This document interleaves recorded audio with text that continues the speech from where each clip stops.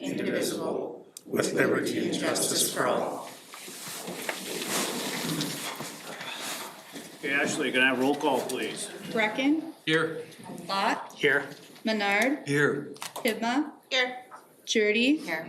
Fisher. Here. Briggs. Here. Cavalier. Here.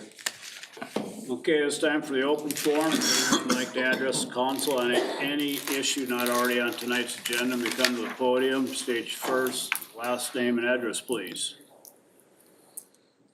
Hearing nothing from the chambers. Anybody on the phone bridge, please? Nobody on the phone, bridge, Your Honor. Thank you.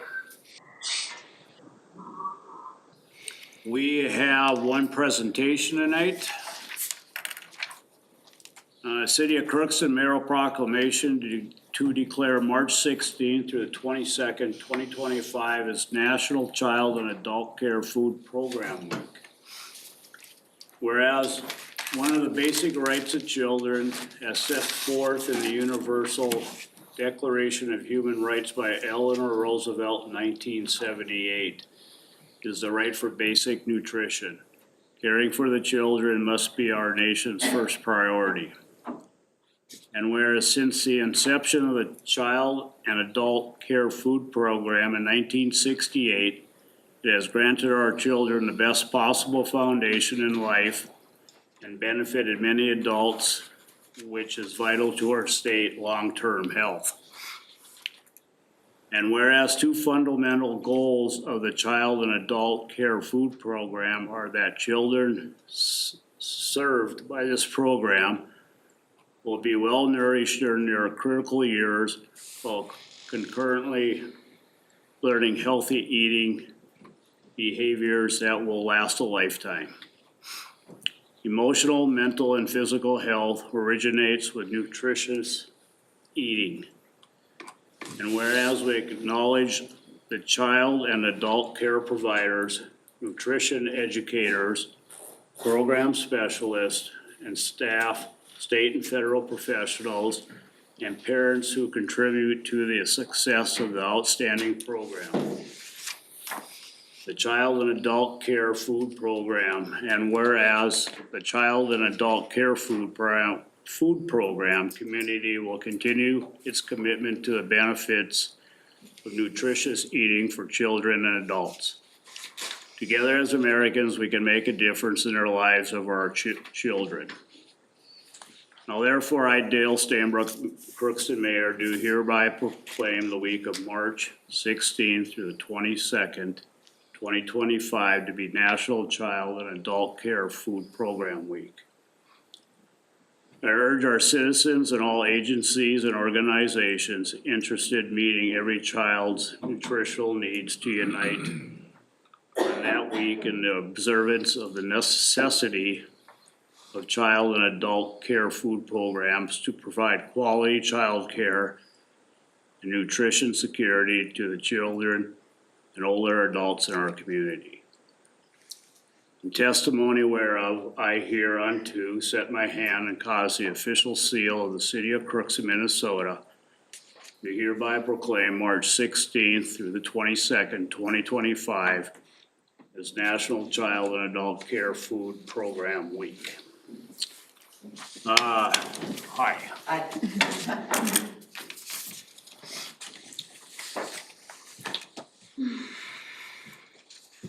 You have one coming from the governor, you said. I do have one coming from the governor, yes. So, you want to tell us a little bit about it, or? Sure, the Child and Adult Care Food Program provides healthy, nutritious meals for children. I work for Tri-Valley Opportunity Council. I'm the food services specialist. And so this is kind of a passion of mine. I've learned a lot over the years of how important nutrition is in children's really early years and how certain foods can affect brain development in kind of a negative way. And so this year I decided I was gonna kind of go all out and see who I could get to support this for us. So this is great, and I thank you for that. Thank you. Yeah.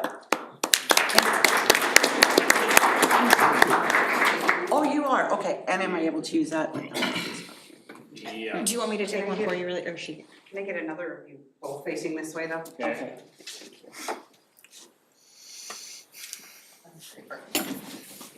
All right, thank you. Thank you, everyone.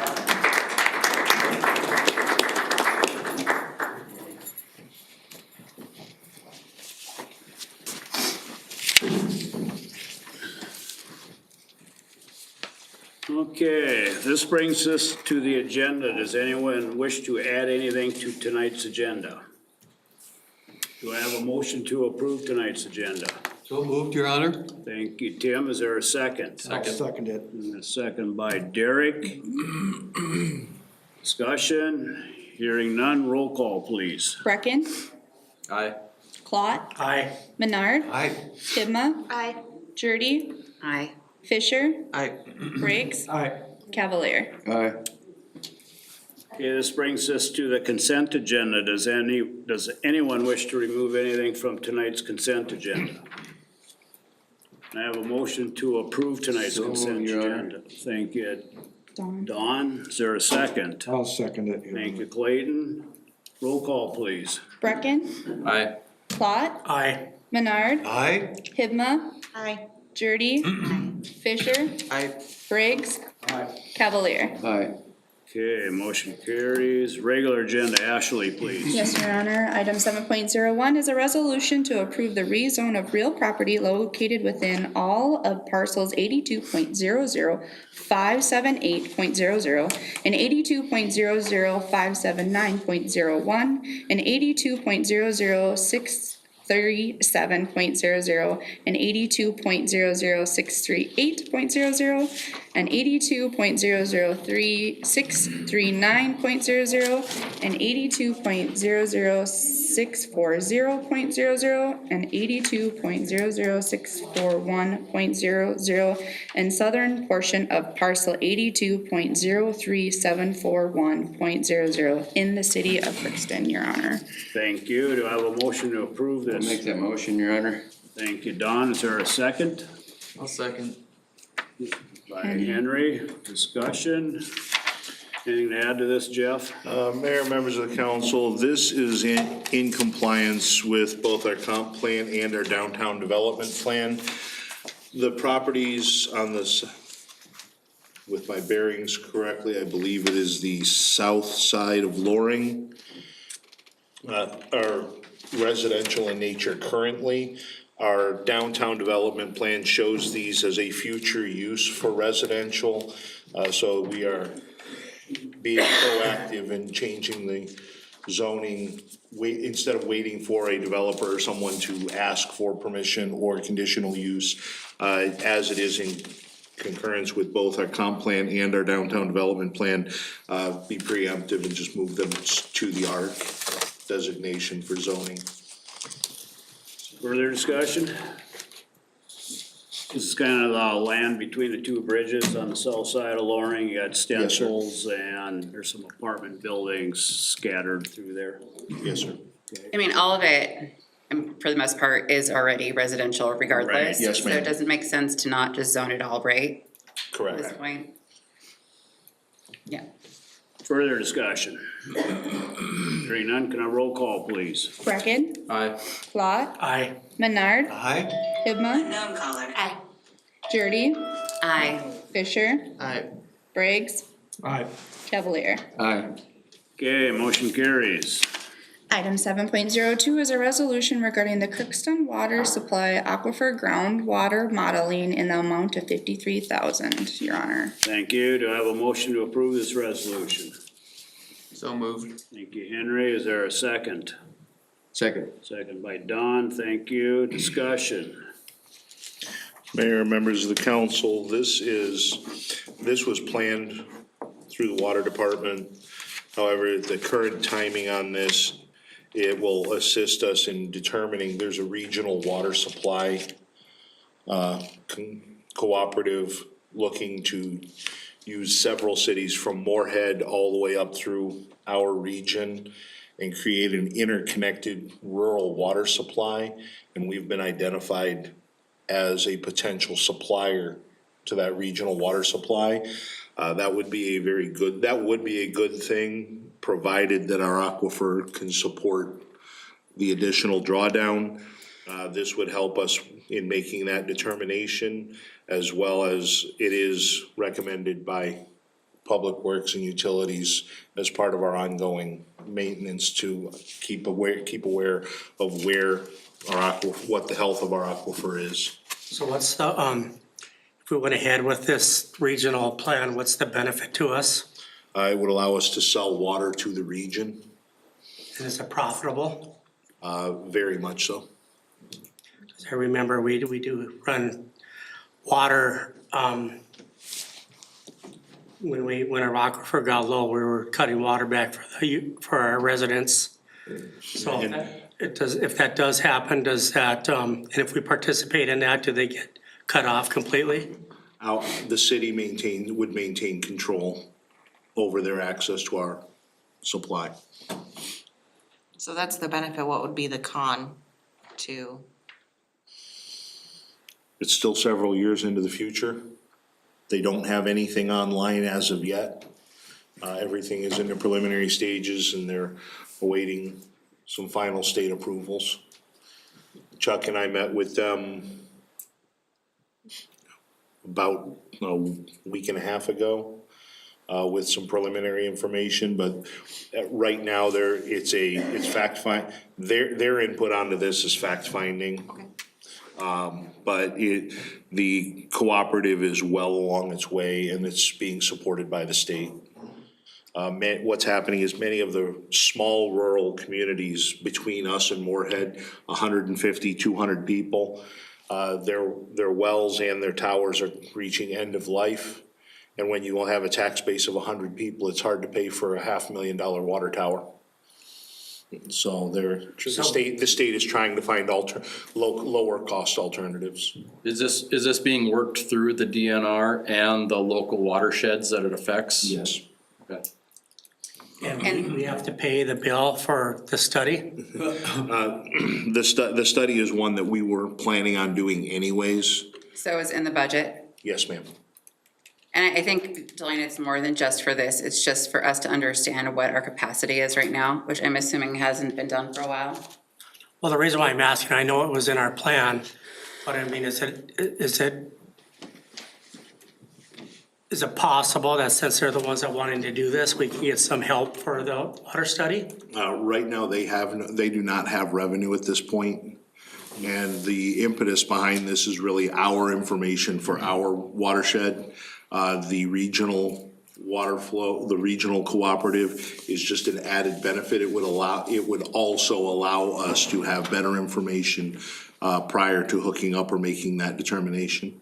I think you could even take it a step further and say that if we have like any other type of industrial stuff happening in like an industrial park, that we'd be able to tell whether or not we could help with capacity for water usage going forward there, or any other type of residential buildings outside of that. So it's a larger picture than just this specific thing. I think we were planning on doing a study anyway prior to Epitome coming in to see if we had the water capable of supplying enough water, so. Right. I think at the end of the day, what this really is a possible new revenue line for us, which we wouldn't have had otherwise, as long as we have the capacity to do it. I think the short answer is this was planned for our aquifer health. An added benefit is pending the results of it, we may also have an additional revenue source coming from down the road. But they are still several years from pumping water. Further discussion?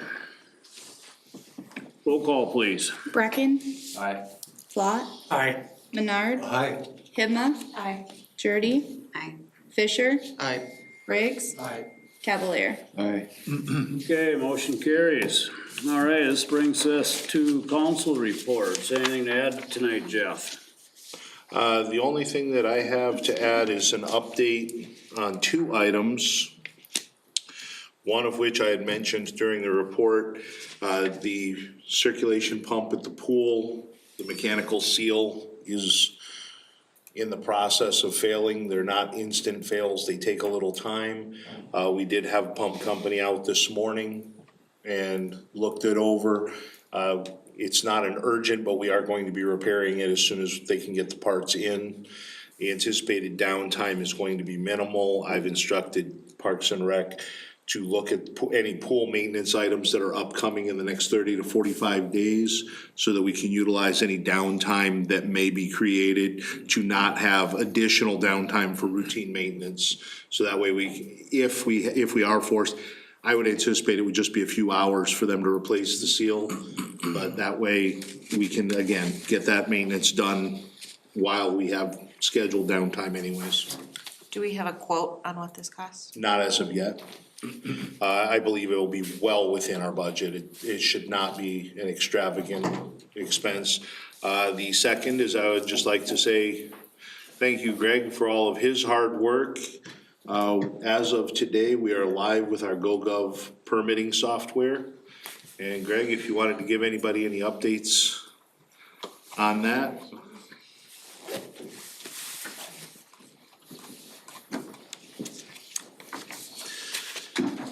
I'm supposed to tell you to make sure you hit the button to turn it on. There we go. I did my job, Kenny.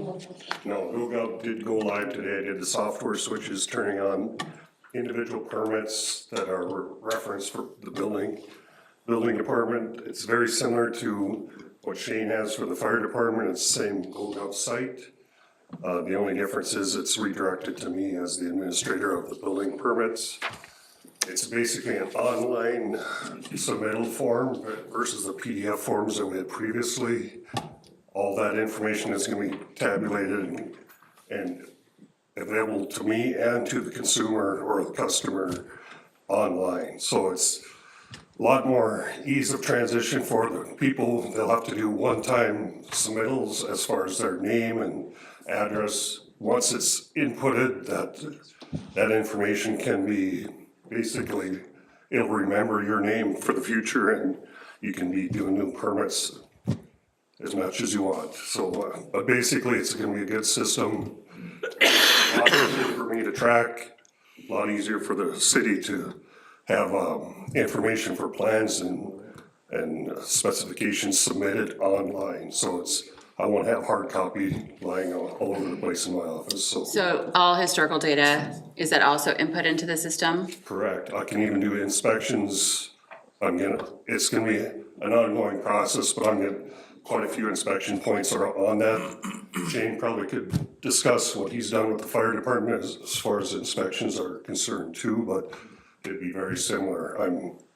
All this information will be always online and available to me, and, you know, for the customer billing and so on and so forth can be available to them as well. Perfect. So if you have any questions, you might want to just check it out and look on our website. I'm working with Keenan right now that we're just making sure our website is updated to make sure that everything goes to the right place. But there is a little bit of transition time, but I think we got the main two in there already, and we'll get the rest probably tomorrow. So that's all I got. Any questions? Thank you, Greg. Thank you. The only other thing that I have is our utilities director, Brandon Carlson. As the council was previously made aware, he did identify that he would be leaving the city's employ come spring. He has identified his last day as March 15th. March 15th, is that correct? I think technically it's later, but like. Technically, it's later, but he's gonna be using his vacation time. Who's that? I'm sorry? Brandon. Oh, His last day will be March 15th. We do currently have a utility supervisor position posted. And Chuck is working directly with HR, and we're endeavoring to keep his lapse as light as possible. Brandon has committed that if there are any questions or anything, that he will be available to us. So he's been very flexible with us in that aspect. And I would just want to say, you know, thank you. His knowledge, his experience is definitely going to be missed with the city, and we definitely appreciate his willingness to assist us with the transition. Thank you. Let's start with Don tonight. Anything? Nothing, Your Honor. Thank you. Eric? Nothing, Your Honor. Thank you. Delane? nothing tonight, Your Honor. Thank you. Tim? I just want to thank everyone for their good thoughts and prayers during my medical emergency. I'm on the right side of the grass and I got cleared today to go back to work, so. Thank you, everyone. Thank you, Tim. So what you're saying is last week you were cheating?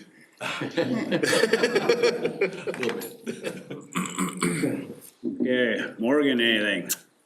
Not a lot. The Crookston Area Community Fund met, last week, I believe, or maybe it was 2 weeks ago. And went over some things. We are looking at how we can go and support, the sports center and add more things for children and young children there for them to do. And then also the ECI, or the Early Childhood Initiative, is also planning an early childhood summit coming this spring, which is super exciting, for all of our childhood providers, medical staff, all of that, so. Great. Thank you. Christie, anything? Yeah, now that legislative session's back in full swing, we do have a little bit more details about what the, legislation that they're trying to pass, is gonna look like, with the Association of Builders. And a lot of it could really affect us, including being able to, have no requirements on what type of like dwellings are put on any particular residential lot, the prohibition of aesthetic mandates and the prohibition of parking minimums, which really could be significant for little towns like ours. So that is something that the Coalition of Greater Minnesota Cities is working on to fight and actually come up with legislation that would be more favorable to smaller cities. So, and we have our meeting this next week, so. Thank you. Henry, anything tonight? Nothing for me. Thank you, Clayton. Nothing, Your Honor. Thank you. I was fortunate enough to attend the meeting, I think, was it earlier this week, with Tim and Carrie with Otter Tail regarding solar. Still kind of in the infant stage on it, but you know, we're looking at a site and they're looking anywhere from 20 to 50 acres. 50 is preferable, but 20 will work. And you start drawing out the map and it's amazing how much 20 acres takes up. I'd also like to thank Morgan for filling in when I was vacationing. Thank you again. Brandon Carlson, he's gonna be deeply missed and I wanna thank him for his time serving the city. He's got a boatload of knowledge and I hope we can continue to rely on him as needed. That's all I have. Just a reminder, we do have a Ways and Means meeting tonight, so nothing else to come before council. We are adjourned. Thank you, everybody.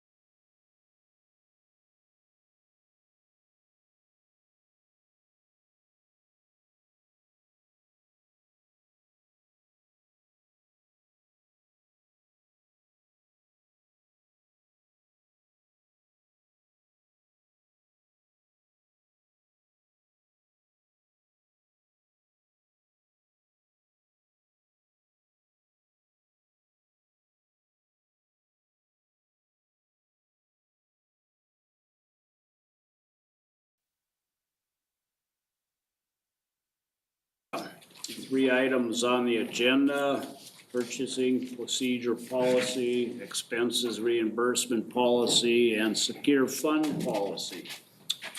So we'll start with purchasing procedure. Jeff, you wanna take it away, please? Yes, Mayor, members of the council, this item is a carryover from about 3.5 years ago. It was brought forward by Corky's predecessor. I'm not sure if Mr. Reynolds had ever brought it forward, but it's a new purchasing policy for the city. This council members have previously reviewed and identified or reviewed the policy. The only changes that are there is an update to administrator and department head purchasing limits. And staff would ask the council for direction to present to the future meeting for approval of administrator purchases of less than 25,000. Currently it is 10. And for department head purchases less than 10,000, both would still require quotes from vendors. Part of the rationale on this, as an example, last week, Parks and Rec had to bring a payment to me for authorization to pay hockey coaches at the end of the season because it was over their $5,000 limit for the coaches that they have.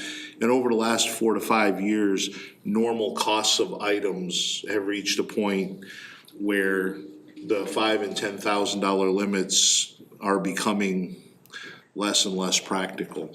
So we'd ask the council to approve that change to this policy and then allow us to bring it forward to a council meeting for approval in the future. I believe Amy was the last person that brought this up, and councils felt that it wasn't necessary to up the limit. It could be something that could be presented to council for signature. I would imagine the last payment for hockey that we would have known that in advance, we could have considered that before. So I'm just curious why that couldn't have been done that way. I guess my other thing too is that the oversight of this council really is of budget. And I wouldn't feel necessarily incredibly comfortable signing off on anything like that if it's not something that council could be brought to council beforehand. Well, and just for purposes, these are for non-specific items that the money is in the budget for. This is not for unbudgeted items. I understand that, and I think that was specifically what it was before too. So, I don't know. Jillian, you were on council at the time. Yeah, we increased it to 10,000, correct? It was 5,000. Yeah. I mean, how often do you run into this? Is this like a one-off scenario that you're talking about? I mean, how often, since you've been here, how often has it been a hindrance for you? It has not been a great hindrance. I'm just looking at the possibilities. We do have in the policy emergency purposes, I can call the mayor for approval. We're just looking at. I mean, I get it, but for me, and I understand your position, but for me, with the budget being what it is, I think maybe after we get this under control, maybe in a few years, maybe we can take a look back at it. But I mean, right now, I think it's part of my responsibility to try to be as close to the finances as I possibly can. That's just my thought.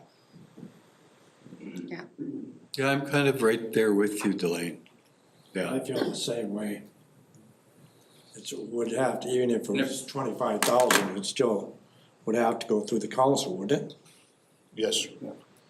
If that means we have hands on it every year, that's not a bad thing, because I don't foresee the coaches' payments moving forward. It's not gonna go down. Well, that was an example.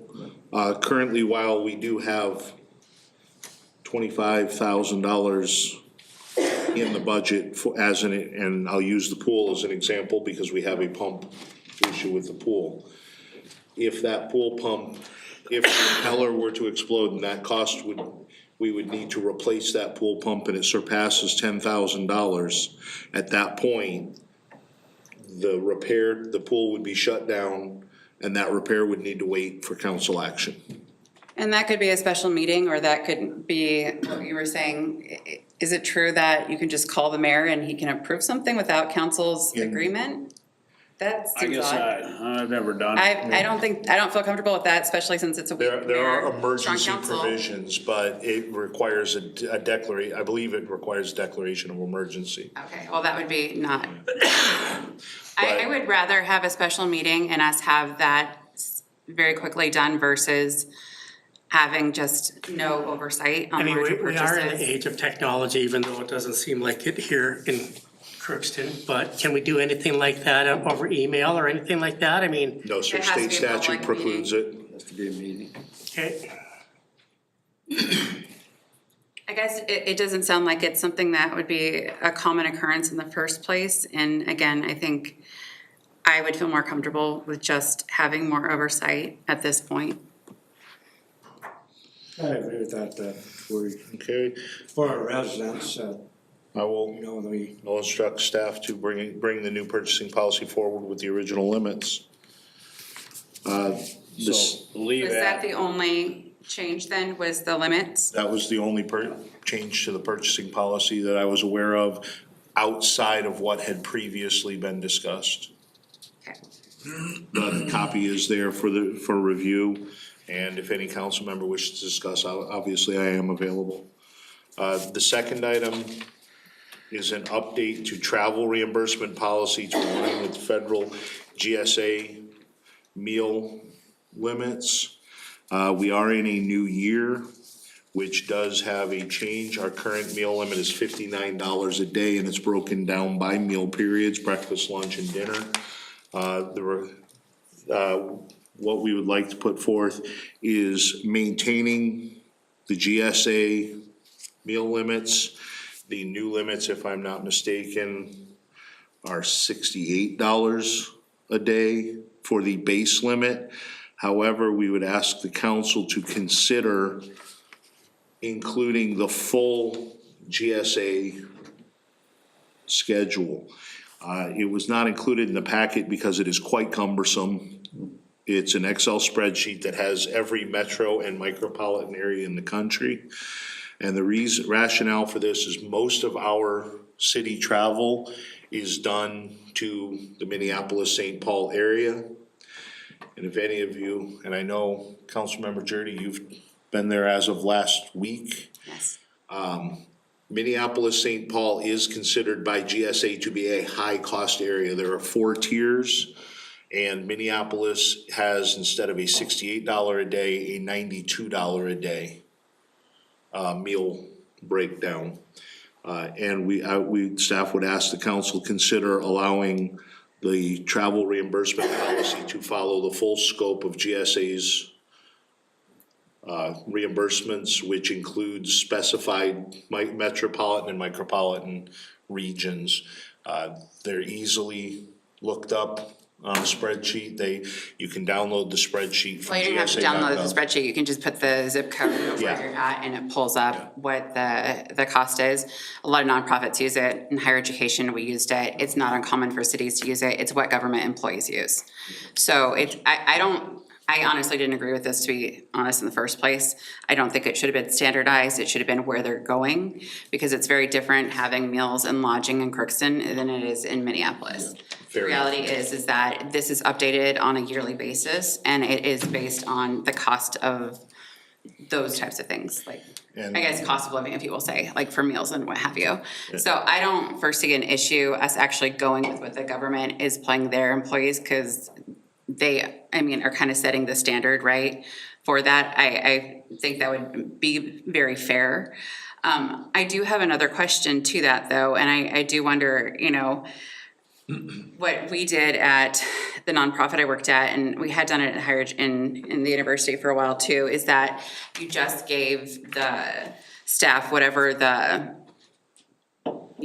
dollar amount per diem was per day, and didn't have them turn in receipts.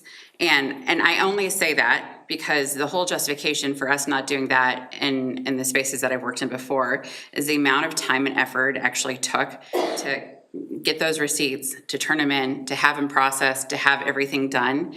it was more costly than it would have been just for you to give your staff member. And if they chose to have protein bars for breakfast and lunch and then had a big dinner, it's on them. But I do wonder, is this like even efficient for us to be really collecting receipts, or is it just that you give them the per diem that's awarded for those days and nights and call it a day? And I don't know how much time, Holly, your staff spends on that, but it kind of seems a little ridiculous for what it actually is doing. So I don't know, thoughts and feelings on that, but. I've seen it both ways in about equal proportions. It would just be a council direction. The only caveat to that is the GSA standards for multiple days of travel. The first and last day of travel is 75%. Yeah, and that makes sense Because they're too. assuming that breakfast on your way out and dinner on your way back is probably a. That's pretty standard practice for GSA, so, and I don't think that was uncommon for what we initially had. But I guess, I mean, do we even go as far as saying like, you're just given that per diem? Or, I mean, do you really want to calculate out all of this and half the receipts and stuff? I mean, is that worth the time and energy? I don't know how much time and energy you guys really put on this. It takes a while to verify everything, especially right now how the policy is written. It includes so much for gratuity. And it's not, I don't know how the percentages were calculated because it's odd amounts. I just calculated, it's like 10.7%. Yeah. Less than 10%, so. Yeah. Yeah. So, I mean, do you even reconsider like having to submit receipts and just say that you're allowed, whatever the allotted is, 75% the first day, 75% the last day, and then whatever? And that's part as the reimbursement? As I mentioned, ma'am, 10 months ago at my interview, I am the very opposite of a micromanager, and my general inclination is trust professionals to be professional. Right. I think also when we're still trying to get caught up on finances, like, and expecting you to go through every single receipt. It doesn't make sense. And at the end of the day, like, what are you saving yourself? Anything? You're paying more money just to try to track down receipts and make sure that percentages are right. It just seems like it would be cleaner overall to just do that. Yeah. I agree. So I have consensus to move to the GSA full schedule. And as wording for the council's awareness, I'm going to recommend that we say that instead of identifying what it is as current per GSA schedule, that way next year, come January 1, we don't have to readdress it again. It'll just, it'll be an So automatic just, update. as per the GSA for that year. Yeah, the current Yeah. meal and incidental expense. Yeah, and all that's broken down in the GSA for anybody who hasn't actually looked at it. Much more efficient. Yeah. Yeah. More efficient. Okay, thank you. The final item that I have is, it's been identified, and this is more of a procedural, that many of the grants that we apply to, in the grant application, it identifies that the city has identified and set aside the funds. While we, as a best practice, I would ask the council to change that policy so that the council actually identifies the funds, where the funds are coming from at the time of application. Because that is the time that it must be certified to the state or the granting agency that we do have the secure funds. And if we've just simply identified that we know how much it's going to cost, that is not technically secured funds. So is that saying that we need to have cash in hand, or we can say that we would like to go out and bond for that? You would have to authorize a bond or identify the cash on hand and encumber it in our finance software to prevent us from spending the same dollars multiple times.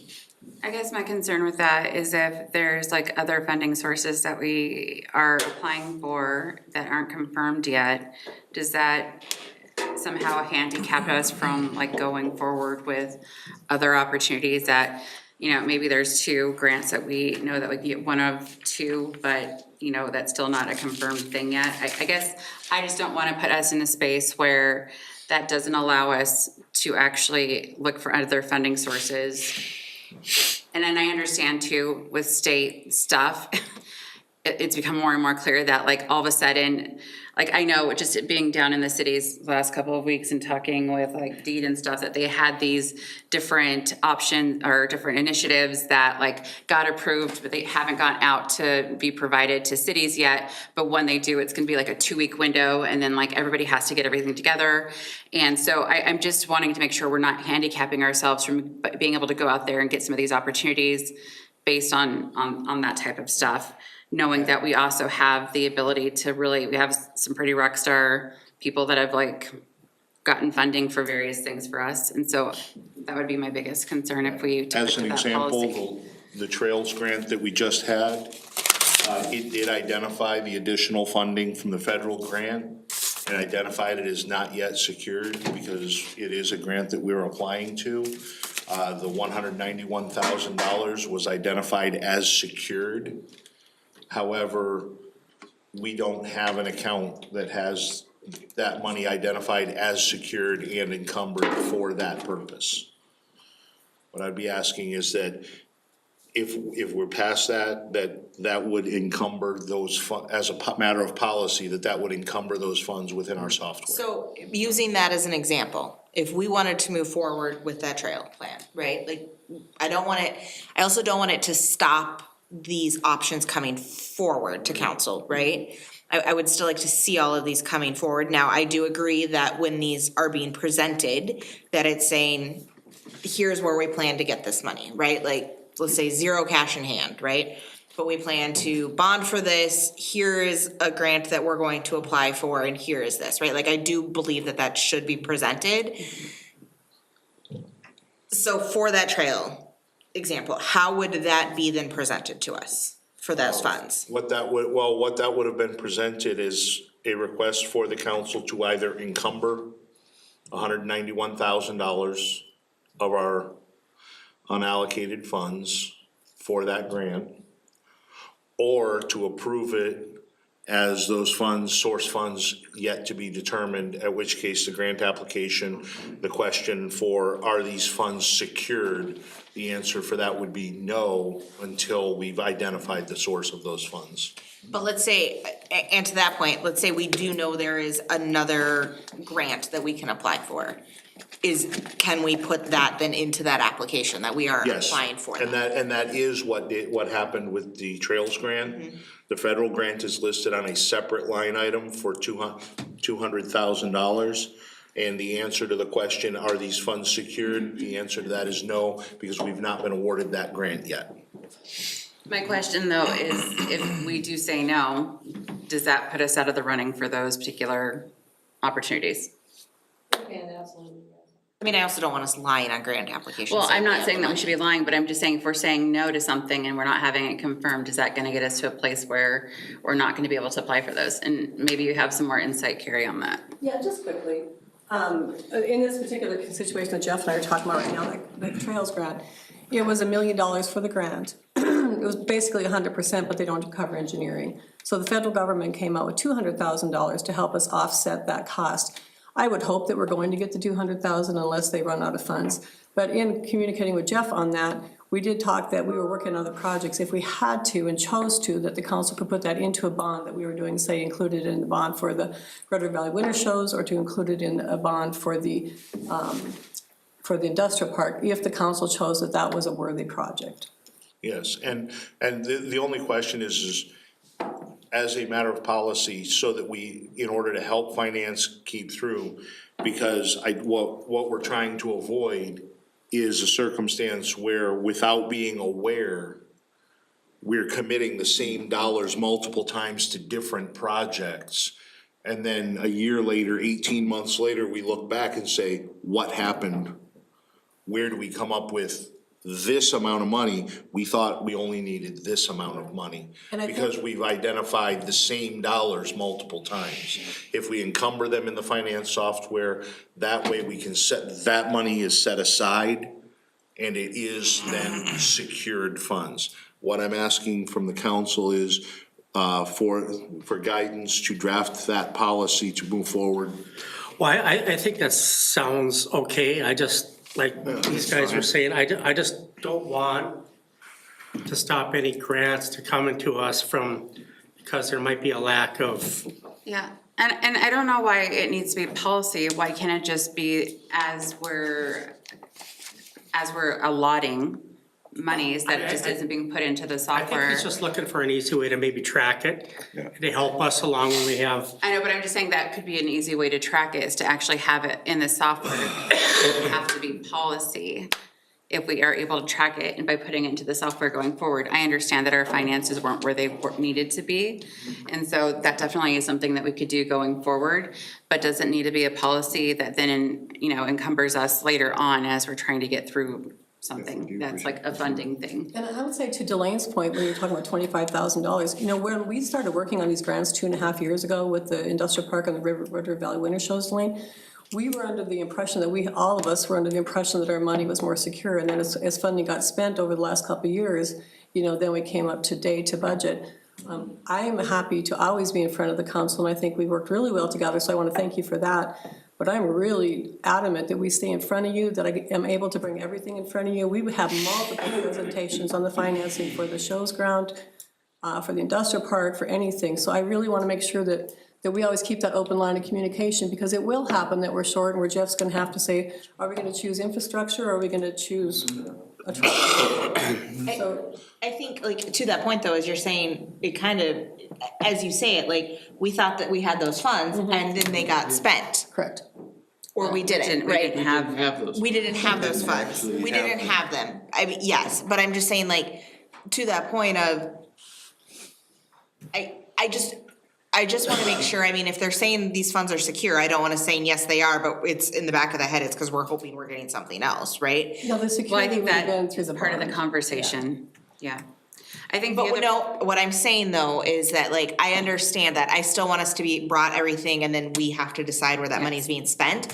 But I do understand, I will support us saying, like, we have to know what is being spent and where it's at, whether it's a policy or here or there. I mean, I do moving forward, I mean, we've had conversations, I mean, that, like, I've said it here, there is a credit limit, right? Like, we can't just bond for everything. Yeah. So I do support us needing to know what's being spent. I just don't want things being stopped being brought to council. That's Well, and I think. my concern also. I think that's also what we've just spent a lot of money working with CLA on, and that we're gonna be up to date. And I think this is also something that Holly could also be part of this conversation, which I'm sure she probably already is. And so she can also confirm or deny what we would possibly do with that, right? And so I think relying on our competent director of finance now is a little bit different than where we were a year ago, right? Or even 2 years ago for that matter. I guess, yeah, I mean, to that point, I would say when it's brought to council, I would like to, I don't want it to be stopped, right? Like, No, whether it's the being, intention is not to stop anything from coming through it, it's only to provide a tool to help us track information.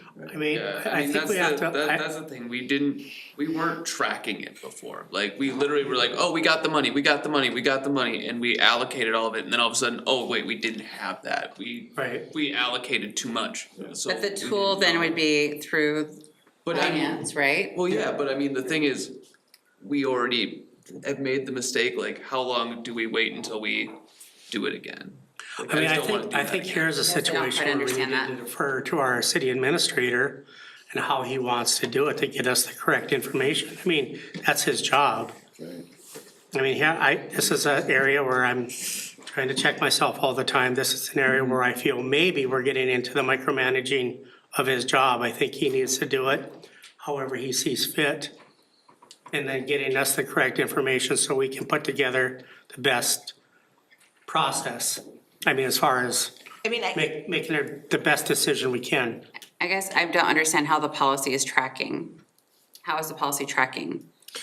That would be tracking if we allotted things and then it was put into the system. But what is this policy doing that's actually tracking? I think the policy is saying that we have to, before we can apply for something, we've had a discussion on where the money is. Whether it's saying like, 100,000 is secured, we're gonna bond for 200,000 and we have 50,000 that we don't know. So we need to have this discussion of what are we doing for $50,000? Are we bonding for it? Are we applying for other grants? Like, I don't see a problem with us having to have a discussion, as long as Yeah. it doesn't stop the discussion happening. I don't think that we haven't had discussions about this in the past either, though. I'm just trying to understand what the difference would be. Outside of that, we actually have our finances a little bit more in order now than we We're in do, way better order. so. I mean, I guess I don't have a problem with your proposal. No, I don't either. Sounds good to me. Consensus is to go with Jeff's proposal. I would just like to see the policy proposal before I would Absolutely, agree. Yeah. you can bring it forward. Holly and I can tweak. craft it, and again, it is simply meant to be a tool and to begin that discussion of where is the money, where is it coming from, so that we can have a total picture. What does our finance person think? I guess just being involved in that discussion, some of the stuff gets brought to council and, you know. So you're in favor of what Jeff's proposing? Well, or, you know, I guess depending on how you wanna put it in a policy, just so that we have something in place so that, you know, everything is checked off before it's brought to council, so that, cause you guys are making a decision based on that we've already had these discussions and some of the discussions haven't happened, so. I guess I just don't understand why it can't just be a standard operating procedure and it actually has to be a policy.